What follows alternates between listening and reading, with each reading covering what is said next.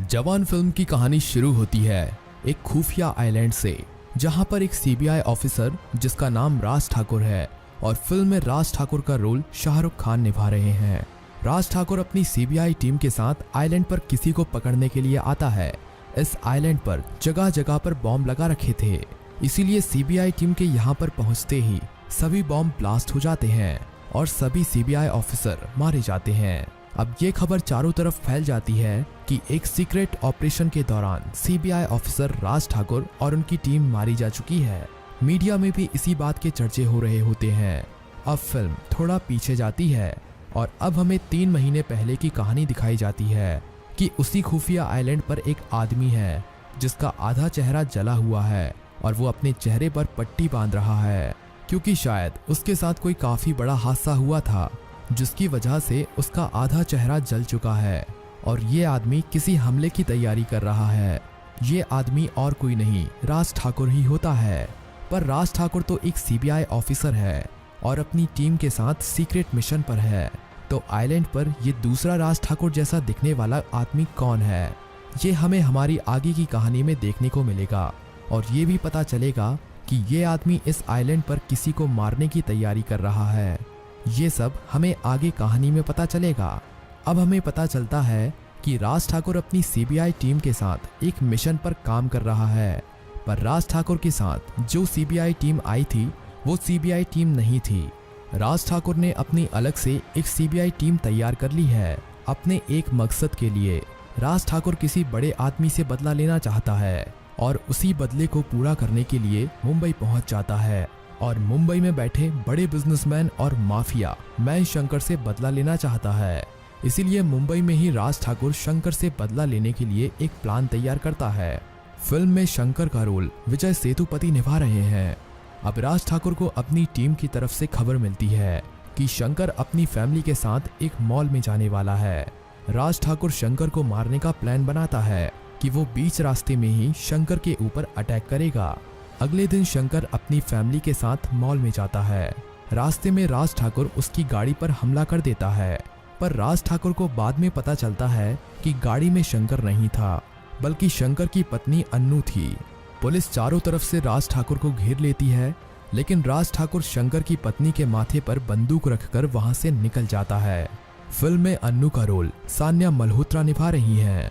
राज ठाकुर शंकर को गाड़ी में ना पाने की वजह से शंकर की पत्नी को ही पकड़कर अपने साथ ले जाता है, पर पुलिस राज ठाकुर का पीछा करती रहती है। राज ठाकुर किसी तरह पुलिस को चकमा देकर अन्नू को उसी खुफिया आइलैंड पर ले जाता है। राज ठाकुर के चेहरे पर पट्टी बंधी हुई थी, पर तब भी एक police officer summer Raj Thakur के आधे चेहरे को देखकर पहचान जाता है कि वो राज ठाकुर है। पर सभी सोच रहे थे कि राज ठाकुर तो मर चुका है, तो ये वाला राज ठाकुर कौन है। और सभी सीबीआई ऑफिसर तो उस आइलैंड पर बॉम्ब ब्लास्ट की वजह से मर चुके हैं, तो राज ठाकुर अकेला कैसे जिंदा बच गया। और राज ठाकुर की शंकर के साथ क्या दुश्मनी है जिसकी वजह से वो शंकर की बीवी को उठाकर ले गया और शंकर को मारना चाहता है। पुलिस को कुछ भी समझ नहीं आ रहा था। दूसरी तरफ शंकर भी अपनी पत्नी के किडनैप होने की वजह से काफी ज्यादा परेशान था और शंकर सोच रहा था कि आखिर मेरा ये नया दुश्मन कौन पैदा हो गया जो मुझे मारना चाहता है, और आखिरकार उसने मेरी पत्नी को क्यों किडनैप किया, और ये कौन सा दुश्मन है जो अपना चेहरा छुपाकर सभी को धोखा दे रहा है। पुलिस को राज ठाकुर पर शक होता है, इसीलिए पुलिस राज ठाकुर की पत्नी सपना को पूछताछ के लिए पकड़ लेती है।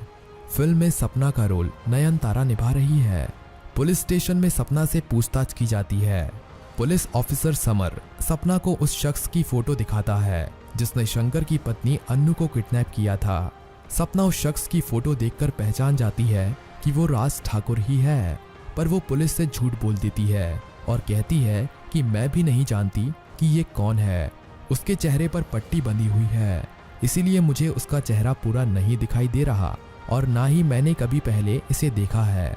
अब हमें यहाँ पर पता चलता है कि शंकर की पत्नी अन्नू को किडनैप करने वाला वो शख्स राज ठाकुर नहीं बल्कि राज ठाकुर का भाई राजा है। राज ठाकुर तो उस खुफिया आइलैंड पर बॉम्ब ब्लास्ट वाले दिन ही मारा जा चुका है। अब हमें यहाँ पर पता चलता है कि शाहरुख खान का फिल्म में डबल रोल है।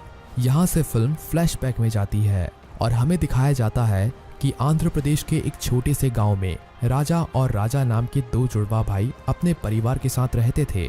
दोनों जुड़वा भाई काफी समझदार और हिम्मत वाले थे और दोनों भाई घुल मिलकर रहते थे और एक दूसरे को काफी प्यार भी करते थे। धीरे धीरे ये बड़े हो जाते हैं और अब इनकी नौकरी आर्मी में लग जाती है। अब इनकी आर्मी में ट्रेनिंग चल रही होती है। धीरे धीरे करके इनकी ट्रेनिंग भी पूरी हो जाती है और अब इनकी ट्रेनिंग का आखिरी दिन होता है। अगले दिन ये एक आर्मी जवान बनने ही वाले थे। तभी राजा को पता चलता है कि उनकी ट्रेनिंग कैंप के पास माफिया डॉन शंकर बॉर्डर पर ड्रग्स का लेन देन करने वाला है। राजा अपने सीनियर्स को बिना बताए अकेले ही शंकर के उस माल को पकड़ने के लिए चला जाता है। शंकर उन्हें दूर से छिपकर देख रहा होता है और थोड़ी देर में उनके ऊपर हमला कर देता है। राजा अकेले ही शंकर के सभी लोगों को धूल चटा देता है। शंकर भी पुलिस के हाथ में उसका माल ना लग जाए ये सोचकर अपने माल को वहीं पर छुपा देता है, लेकिन उन ड्रग्स को छुपाते हुए राजा शंकर को देख लेता है। शंकर अपने ड्रग्स को छुपाकर वहां से भाग जाता है, पर राजा उसके ड्रग्स को ढूंढकर उनमें आग लगा देता है। अब राजा अपने ट्रेनिंग कैंप वापस जाता है और ये सब अपने सीनियर्स को बताता है। सीनियर्स ये सब सुनकर राजा से काफी ज्यादा नाराज होते हैं और उसे आर्मी में भर्ती करने के लिए मना कर देते हैं, क्योंकि राजा ने आर्मी के रूल्स का उल्लंघन किया था। उसने अपने सीनियर्स को बिना बताए ये सब किया था, इसीलिए आर्मी ऑफिसर उसे आर्मी में भर्ती करने के लिए मना कर देते हैं। पर राजा का दूसरा भाई राज एक आर्मी जवान बन जाता है और राजा को दोबारा उसके घर भेज दिया जाता है। अब एक रात राजा अपनी माँ और पिता के साथ सो रहा होता है।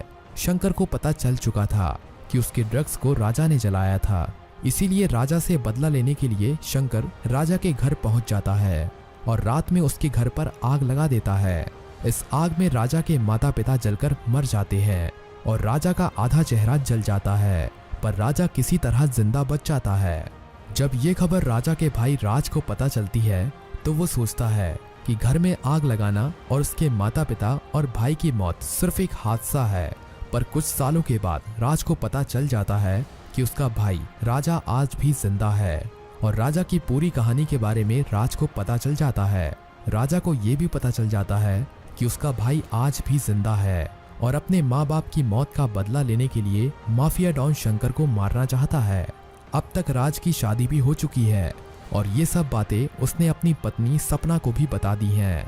अब माफिया डॉन शंकर को भी पता चल चुका है कि सालों पहले जिस राजा को उसने मारा था वो राजा आज भी जिंदा है और उसी खुफिया आइलैंड पर छुपा हुआ है और उसकी पत्नी को भी उसी आइलैंड पर छुपा के रखा है।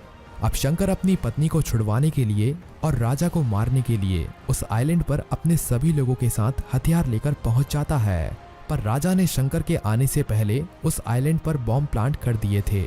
पर शंकर के पहुंचने से पहले आइलैंड पर शंकर का भाई राज ठाकुर अपनी सीबीआई टीम के साथ राजा को पकड़ने के लिए वहां पर पहुंच जाता है, क्योंकि राज ठाकुर अपने भाई को किसी भी क्राइम को करने से रोकना चाहता था और माफिया डॉन शंकर को कानून की मदद से सजा दिलवाना चाहता था। राजा के बिछाए हुए बॉक्स में शंकर की जगह राज ठाकुर और उसकी सीबीआई टीम मारी जाती है। अब आइलैंड पर माफिया डॉन शंकर पहुंच जाता है और देखता है कि आइलैंड पर पहले ही एक बॉम्ब ब्लास्ट हुआ था जिसमें राजा मर चुका है। शंकर राज ठाकुर की लाश देखकर सोचता है कि राजा भी मर चुका है, पर राजा अंदर ही बैठा हुआ था। जैसे ही शंकर अपनी पत्नी को अंदर लेने के लिए जाता है तभी उसकी मुलाकात राजा से होती है। अभी तक शंकर को ये नहीं पता था कि राजा दो जुड़वा भाई हैं। अब राजा को देखने के बाद उसे पता चल जाता है कि राजा दो जुड़वा भाई हैं और जिसकी बाहर लाश पड़ी है वो दूसरा भाई राज ठाकुर सीबीआई ऑफिसर है। अब शंकर और राजा के बीच में भयंकर लड़ाई होती है और ये बात पुलिस को भी पता चल जाती है कि माफिया डॉन और राजा दोनों एक आइलैंड पर हैं और पुलिस अपनी सारी टीम को लेकर आइलैंड पर पहुंच जाती है।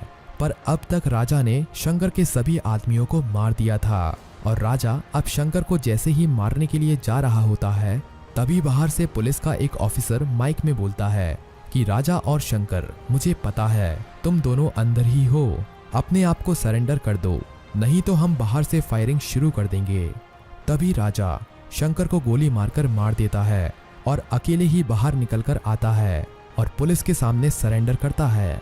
अब राजा को कोर्ट में पेश किया जाता है और राजा को 10 साल की सजा होती है और फिल्म यहीं पर खत्म हो जाती है।